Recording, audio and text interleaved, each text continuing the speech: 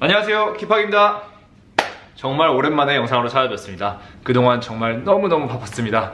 10월, 11월 많은 분들께서 저의 지난번 영상을 보시고 화폐 가치 하락과 여러가지 요소들로 인하여 콘도 투자에 대해 관심을 많이 보이셨고, 연락해 주시는 분들 한 분 한 분 정성껏 도우다 보니 정말 시간이 너무 빨리 갔네요. 2020년 이렇게 다사다난했던 한 해에 여러분께서 정말 너무 많은 성원을 주셔서 제가 센츄리 21 브로커리지에서 상장도 수여를 하였고요. 그리고 제가 개인적으로 이루고 싶었던 부동산 목표도 모두 달성을 했습니다. 정말 여러분의 많은 뜨거운 성원 정말 감사드립니다. 그럼 이제 오늘 본론으로 한번 들어가 볼까요? 그래서 뺀 다운 현상을 2베드룸 이상의 싹에 들어올 콘도, 지금 에이전트들 언제나 아니에요. 그러니까 사이닝 하는데요. 굉장히 고급스럽게 질문. 사실 오늘 공유드릴 내용들의 거의 대부분은 이메일로 벌써 공유가 된 상태입니다. 제가 다만 너무 바쁘다 보면은 이메일로는 정보를 보내드리기가 간편하고 편리해서 바로바로 보내드릴 수가 있는데, 영상 제작까지는 상당히 많은 시간과 노력이 필요하기 때문에 제가 시간이 살짝 널널할 때까지 이렇게 영상을 제작을 할 수가 없어요. 따라서 고객님께서 최신 콘도 분양 정보 뿐만이 아니라 토론토, 캐나다 전반적인 부동산 마켓에 대한 현황을 가장 빠르게 받아보고 싶으시면은 여기 아래 디스크립션에 있는 이메일 구독 링크 신청을 하셔서 제 이메일을 정기적으로 구독해 보시는 것을 적극 추천드립니다. 콘도 분석 전문가로서 저는 여러 경제학자들의 의견도 종합을 해보고, 제가 개인적으로 지난 영상을 보셨으면 아시겠지만 개인적으로 여러가지 데이터도 분석을 하여서 고객님께 최대한 좋은 가치 있는 정보들을 고객님께 제공해 드리려고 노력을 하는데요. 이번에 벤자민 탈이라고 해서 또 CIBC의 유명한 경제학자가 코로나 사건에 대해서 이야기했던 내용을 조금 이렇게 정리해서 영상으로도 한번 여러분께 공유를 드리도록 하겠습니다. 벤자민 탈 아저씨의 말에 의하면은 지금 코로나 사건은 야구로 따졌을 때 약 한 7이닝에서 8이닝 정도 왔다고 하네요. 야구는 참고로 9이닝이 마지막 이닝입니다. 연장전이 없이 갔을 경우이죠.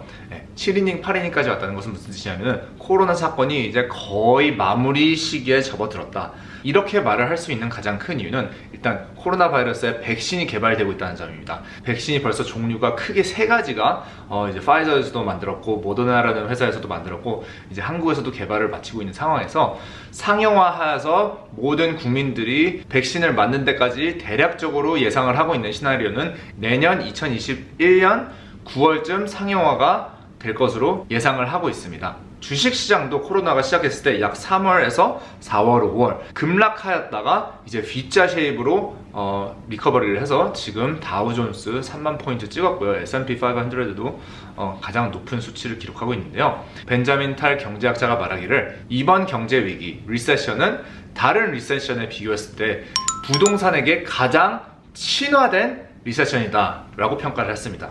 그 이유는 기본적으로 원래 리세션이 오면은 매니팩처링이라던가 전반적인 경제 전체가 이제 침체가 오기 마련인데요. 이번에는 독특하게도 서비스업 쪽에 가장 많은 타격을 주었지만 전반적인 마켓, 예를 들어서 매니팩처링이라던가 아니면 경제적인 생산 활동은 멈추지 않고 지속적으로 이루어졌습니다. 그것은 저희가 테크놀로지로 인해서 온라인으로 지속적으로 일을 할 수 있는 시스템이 갖춰져 있었기 때문이죠. 지금 이 포인트에서 코로나가 우리 삶에 미친 영향들을 한번 2020년에 무슨 일이 일어났었는지 한번 복습을 해보도록 하시죠. 기본적으로 재택근무의 활성화, 집에서 일을 많이 할 수 있도록 많은 회사들이 온라인 시스템으로 변경을 하였고, 부동산 같은 경우도 다큐사인 같이 이제 온라인으로 사이닝을 할 수 있는 시스템으로 전환을 하였고요. 그것으로 인해서 재택근무가 활성화가 되다 보니 집에서 소비하는 시간이 많다 보니까 아무래도 많은 분들께서 더 큰 집에 오피스도 필요하고 자녀분들도 학교를 안 가고 집에서 뛰어놀다 보니까 백야드도 필요하고 루프탑 테라스도 필요하고 야외 공간도 필요하고, 그러다 보니까 많은 사람들이 작은 집에서 조금 더 큰 집으로 이사가는 트렌드가 생겼죠. 하지만 사람들은 다들 한정적인 버젯을 가지고 있습니다. 같은 버젯에서 더 큰 집으로 이동을 하려고 하면은 당연히 외곽으로 더 저렴한 곳으로 빠져야 하겠죠. 그래서 많은 분들이 다운타운에서 외곽으로 빠지는 현상, 작은 집에서 큰 집으로 이사하는 현상을 우리가 확인을 할 수가 있었습니다. 학교들도 대학교, 고등학교, 초등학교 모두 다 온라인 수업으로 전환을 하였고요. 그 온라인 수업 전환으로 인해서 많은 유학생들이 본국으로 귀국하는 현상을 보게 되었죠. 유학생이 빠지는 현상으로 인해서 다운타운 콘도 렌트 시장이 상당히 많이 내려온 상황입니다. 작년 대비 약 15%에서 20% 렌트가 줄어들었다고 생각하시면 될 것 같아요. 몰 같은 것도 많이 닫다 보니까, 레스토랑도 많이 닫다 보니까 배달 음식의 발전, 그리고 온라인 쇼핑의 발전. 아마존에서 다들 물건 오더하고 계실 겁니다. 이번 크리스마스 쇼핑도 아마도 온라인으로 쇼핑을 하시는 분들이 훨씬 더 많아지실 거예요. 의사들도 웬만한 진료 이제 다 전화 또는 온라인 비디오 콜로 합니다. 의료계도 온라인으로 전환하는 현상을 저희가 확인을 할 수가 있었고요. 비즈니스 미팅도 더 이상 비즈니스 트래블, 비행기를 타고 현장에 가서 컨퍼런스를 어텐드를 하는 것보다 온라인 컨퍼런스가 활성화되면서 많은 사람들이 집에서 컨퍼런스를 어텐드를 할 수 있는 시스템이 활성화되었고, 이로 인해서 앞으로 미래에도 비즈니스 트래블이 많이 줄어들 것이라고 벤자민 경제학자는 이야기를 하고 있습니다. 항공사나 여행 관련된 업계에 있던 회사들은 확실히 주식값이 많이 내려왔었죠. 요즘 다시 백신 소식이 나오면서 주식값이 다시 오르고 있는데, 벤자민 탈 경제학자의 말에 의하면 2023년에 여행 계획을 지금 예약하라고 합니다. 지금 가격이 저렴한 상태에서 2023년 여행 계획을 미리 예약하시면 좋은 딜을 잡을 수 있다고 농담 반 진담 반으로 이야기를 하고 있네요. 이 경제학자의 토론 내용 제가 이메일로 정리해드린 거 아래 디스크립션에 포함할 테니 궁금하신 분들은 그 안에 들어가셔서 그래프도 직접 보시고 자세한 분석 내용도 읽어보도록 하세요. 제가 지난번 영상에 말씀드렸던 그 캐나다 정부에서 내놓은 코로나 선제적인 대응책의 규모가 얼만큼 되느냐 해서 CERB 등등 여러 가지 지원책들에 대해서 그 규모와 어떤 종류의 대응책이 있는지 여러분께 공유를 드렸는데요. 벤자민 경제학자가 알아본 바에 의하면 지금 현재 캐나다가 약 170빌리언 달러를 경제 지원책으로 내놓은 상태라고 합니다. 이 모든 경제 지원책은 말씀드렸다시피 화폐 찍기로 제공이 되었고, 따라서 화폐 가치가 상당히 많이 앞으로 없어질 것으로 예상을 하고 있습니다. 이 170빌리언 달러의 지원책 규모는 세계에서 GDP 대비 세계에서 두 번째로 많은 금액입니다. 첫 번째로는 일본이 가장 많은 지원책을 내놨고, 두 번째는 캐나다, 세 번째는 미국입니다. 그만큼 캐나다가 지금 돈을 굉장히 많이 풀어놓은 상황입니다. 너무 많은 돈이 지금 시민들에게 쥐어진 상태이기 때문에 코로나 사건이 끝난 이후에 엄청나게 빠른 경제 회복을 기대할 수 있다고 하네요. 그럼 저희 이제 부동산 시장으로 좀 집중해서 한번 이야기를 해볼까요?